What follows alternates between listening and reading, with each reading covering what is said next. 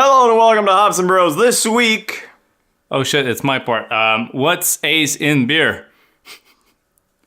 You always catch me off guard on this one. Always. For an open window on a craft beer world,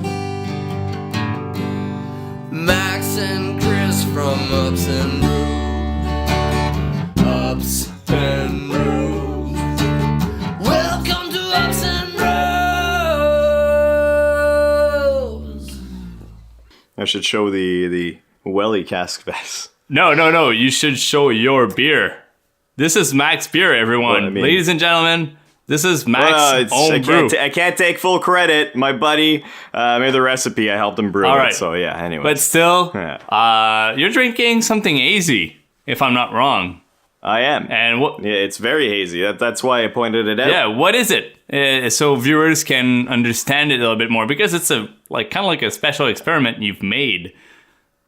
It is. So it's a New England style IPA, but with Kveik yeast. Kveik yeast is Norwegian original yeast. Anyways, it's from those parts, and it ferments very weird. We'll do an episode later on this specific yeast, but we wanted to kind of try it out, see if all the hype was real around it, and it really is. It's a very, very interesting delicious. yeast. Ferments very fast, very clean, and has some nice flavor profile to it. Anyways, Haze. What's Haze in beer? It's probably one of the most hyped up beer characteristic out there in the market right now. People, consumers are describing beer and looking for Haze more and more every single day, which might be wrong if you think about it, because the goal of this, or where this specific Haze thing started off, is with the New England IPA.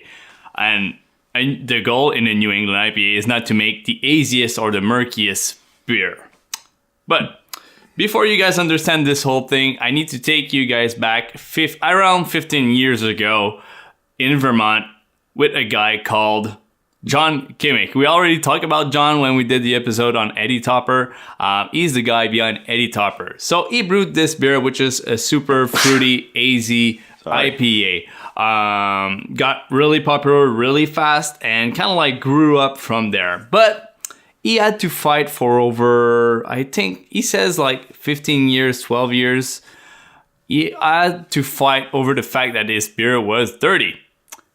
But for him, the goal of having a beer dirty is not to get it dirty on the appearance side of the beer, but more on the side of getting all the flavors out of the beer. So it's unpasteurized and unfiltered. That's what John Kimmick was all about at this point. But then, since John Kimmick started this thing in Vermont, New England IPAs kind of like took over the whole scene, going down south to Massachusetts and growing its way into the Michigan area. This is where it's kind of like the birthplace of Haze in general. Max, are you still with me, or I'm talking randomly? No, I am still with you. My phone's almost dead, so I had to close the screen. But aside from that, yeah, I'm with you. Okay, good, perfect. Do you have anything else to add, or do you want me to chime in? Oh, just so I know that you're still alive. You know, it's because I have a lot of things to say. That's why. That's fair. Keep on going. So this is where it kind of like took off the whole thing. But and it's still brand new. Like people are still getting into this new style. But we want to go into Haze because I think that there's some part of Haze that people might not understand. And I also want to point out that it's not something you should take in consideration a lot when you're trying out a beer. Because a beer shouldn't be brewed with the end goal of being the haziest possible or the murkiest possible. I just lost my thing. But overall, there's different techniques to create haziness in a beer. Max will dive a lot deeper into this one, but one of the secret stuff that we've heard, and it's still secret again, is that a secret yeast is used by John Kimmick out there in Vermont, which has been shared secretly with Sean Ale from Ale Farmstead. So those two breweries has been sharing the same secret for the last 15 years. Max, Haze, it's good. It brings out a nice round aromas and flavors into an IPA.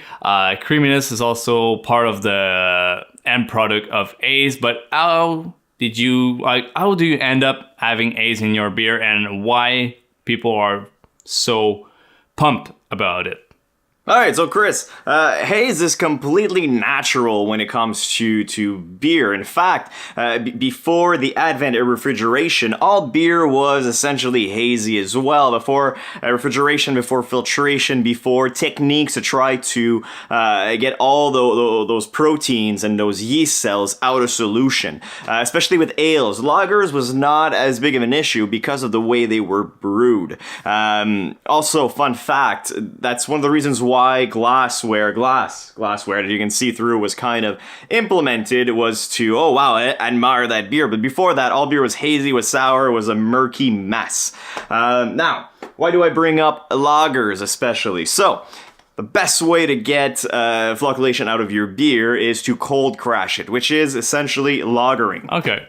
By lagering, you help those yeast cells accumulate at the bottom of your fermenter, and then you take the beer right on top of that, avoiding that completely, so you only get the clear stuff out of it. That's why lagers were clear, crisp, delicious looking things, as ales were not, because ales were top fermenting. So you would crop the yeast on top, but it would still remain in solution, more or less.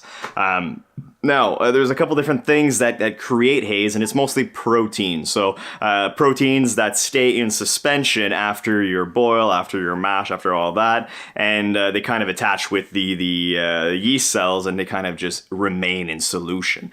Some yeast cells are better at flocculating than others. So your Hefeweizens, your wheat beer, your mostly anything that has wheat in it is A, high in protein, B, the yeast they use to brew those are not very good at flocculating. They just kind of remain in solution. There's a couple ways to cheat it. With the New England style IPAs, oftentimes you'll pour a beer that's 3, 4, 5 months old, it's going to be clear. Well, that's because they didn't necessarily go through those steps. They just put stuff in suspension and hope they would stay, but it does not. As soon as you cool it down, it kind of goes all out of solution. So you got to remember to use the right kind of yeast that's going to stay in suspension, and the right kind of proteins that's going to promote that suspension. All right.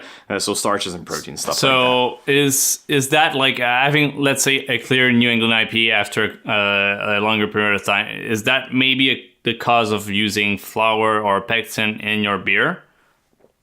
Yeah, it could Okay. be. It could be that, and then you just don't have the right yeast to try to keep everything in suspension. Maybe you've actually filtered the beer when you shouldn't have. Maybe you've cooled crash and everything's out, and you just try to activate it afterwards. There's a couple weird techniques people use to try to keep the yeast, not keep the yeast, but keep the haze there, but it's very temporary, so you kind of have to just use those old school brewing techniques and use that kind of yeast that's going to stay in suspension. Okay.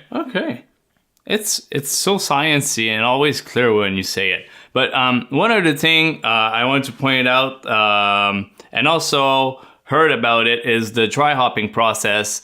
If you haven't watched the dry hopping episode, which was the one from last week, go check it out and then come back. It has a huge impact on the haze in the beer. And how would that work, Max? It would definitely will have an impact on the haze in the beer. So, for example, this one we did cool crash, but we used yeast and we made sure not to add any flocculating agents or any thinnings, because we wanted all that protein to stay in suspension. It has. So you can still cool crash and have haze. And you should cool crash if you dry hop, because you don't want those hops to stay in suspension. You want them to kind of drop down as well. Okay. Does that answer your question? Yeah. It's just like it's one of the techniques Yeah. I've read like through my whole like research, because one of the main reasons why the style took over so fast down there in the United States is all the breweries alongside the hop kind of like the hop ring in the US, starting from Portland, going through all the way to the West Coast. The hop breeding programs that have been invested in back in the 1990s are now starting to pay off. We have new varieties of hop showing up, and also a lot of those fruity papaya, mango, peaches, tropical fruit hops showing up, which is just like the perfect pairing with the New England wave coming in with the haze and all that stuff. So it's also a question of, your macro brewers are trying to get the cleanest, crispest, clearest beer through a lot of filtration. So the kind of craft response to that is to go the complete other way and say, fuck it, we don't care about filtering our beer, having clear beer. We'll just brew it, and whatever happens, which kind of brings you to very hazy beers, which were not popular at all a couple of years ago. You can also look at one of the reasons why macro brewers will filter and centrifuge and pasteurize their beer is for shelf stability. Yeah. Hazy beers, such as this one, it's not very shelf stable at all. As soon as you have it for more than a couple of weeks on the shelf, you're going to lose a lot of that hoppy character. You're going to start seeing, as I was saying, all the proteins kind of coalesce at the bottom of the beverage, which is not very nice. And you're going to have another couple issues here and there. So it's a byproduct of rebelling against the macros, and also kind of changing your technique. Not necessarily in the best way, but in an economical way, because you don't have to invest in a filter anymore and stuff like that. I don't know. Yeah, I think it's kind of like a natural move from the craft beer movement to kind of like turn around with Haze, and like it's good. It's very nice. I love what I've seen so far, but also it's bringing a lot of people in that are not used to those big IBU IPAs. Now they can have like a craft beer that's super nice, silky smooth with like a nice tropical fruit flavors. Like my girlfriend loves them and she doesn't drink that much, but I have friends that are not big fans of IPAs or just craft beer in general that have been starting drinking a lot more craft beer because of the New Englands. Like they're super stoked with New Englands, and I think it's a good step forward, the right direction in the craft beer industry this time. But be careful with all the flocculant agents and also shelf stability, which is still an issue. Max, do you have something it's else great to if you're add? selling everything on. Yeah. It's great if you're selling everything on premise. If you're going to LCBOs or other retailers that are not necessarily going to refrigerate your product, or just going to leave it on the shelf and it's going to stay there for more than 3 months, yeah, you're going to have issues. But I mean, you're going to have issues even with your macro beers, but. Yeah, anyways, I think that's pretty much it about Haze. If you like the video, please leave a like, comment, and let us know what you'd like to see in future 101s. And as always, subscribe, share, Yeah. do stuff like that. And coming out Yeah. with us on Twitter and Instagram. It's also a great way to keep in touch and also share a few more extra thoughts with us. So, cheers. Definitely. Yeah. And we'll see you in the next one.